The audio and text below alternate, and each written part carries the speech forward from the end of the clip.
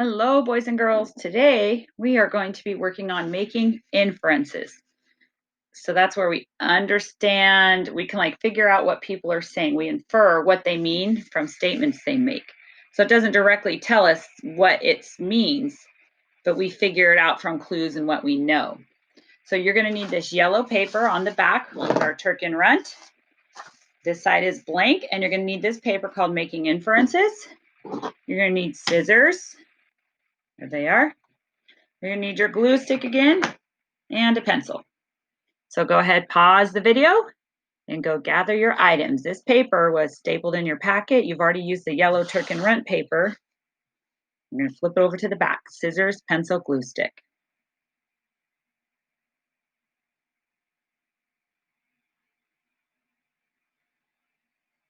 All right, welcome back. I hope you were successful finding your supplies so you can get this project completed. So the first thing you're going to do is you're going to cut this out around the solid line, and then you're going to also do a cut on this dark line here on each one. See that? I'll highlight it in pink, so you might see pink on mine, but through here. You're going to stop when you get here because this is going to be glued down, and then those are going to lift like liftable flaps. All right, so if this were you cutting after you cut out this black line, you can pause it and do it on your own or to watch this little bit. So I'm going to cut this black line out, and I'm going to cut around the whole rectangle, so I have a smaller rectangle there. But then this middle line, you're going to cut all the way in, but stop when you hit the wall. It's kind of like doing a maze. When you hit that block spot, you stop. Bam, stop right there. See that? And then up here you cut the dark black lines. Don't cut the dotted lines, and don't cut through any of the black lines. So keep cutting. So you'll do the big rectangle. I'm almost done now, so if you've watched me cut this whole thing, you've been very patient.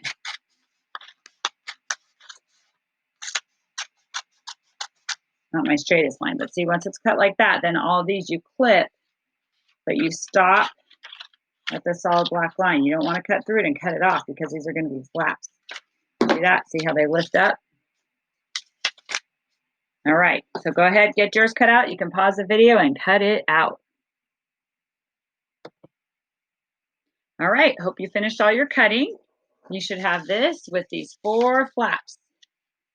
Now we're going to glue. We're going to put all the glue right on this word making inferences on the back of it. So we're going to flip it over.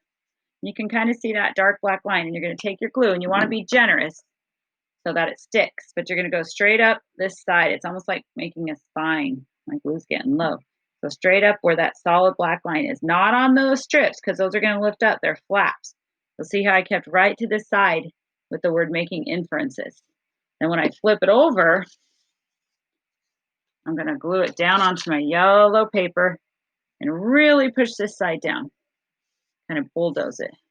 If you want to put your lid on your glue stick and bulldoze it with your glue stick, you could, to really make sure that side sticks down.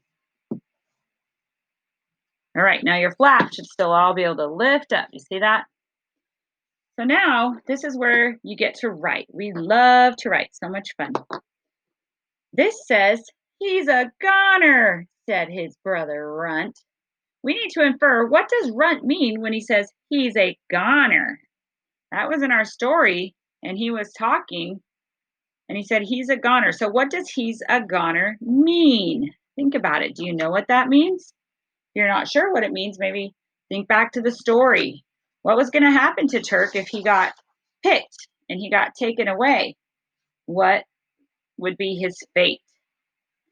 So I will do this one with you. He's a goner. That means he's going to be eaten. So this sentence means, or this sentence infers. This sentence, spell out that word, sentence, infers that the turkey will be killed and eaten. He will be gone. He's a goner. So we did that one together, and see the flap goes down and covers it up. The sentence infers that the turkey will be killed and eaten. If someone says you're a goner, it means watch out. You're either going to get hurt or something's going to happen. When we say it doesn't usually mean like you're going to get killed, but maybe you're going to get out or you're going to lose it or something like that. But he's a goner is not a good fate to have, especially if you're a turkey getting picked at a turkey farm at Thanksgiving. So that was an inference. Now the next ones say, only the biggest and best for my team. What was the coach meaning? Was he there to pick out players, or what's only the biggest and best? What did he want to pick out that was the biggest and best? What was he inferring? You're going to lift up the flap and write. This sentence infers. So always a complete sentence, capital T. This sentence infers. And you're going to finish that thought. He saw the drool on her lips. Ooh, what does this infer? The lady was drooling. Why was she drooling? What's he talking about? And the last one by one, the fattest, roundest turkeys were chosen. What does that infer? One by one, the fattest, roundest turkeys were chosen. What's happening at this turkey farm? Chosen for what? What are they inferring here? Go ahead and write your thoughts underneath. Use that capital and period, and then share with your family. And tell your parents about this book. It's a really fun book, and they might not be familiar with it because it's a newer book written after they were in school. So if they haven't read it, you should read it to them and so they can be part of the comedy. All right, I hope you have fun writing your inferences and you enjoy this. Now you have 2 activities on your Turk and Runt page. All right, bye-bye.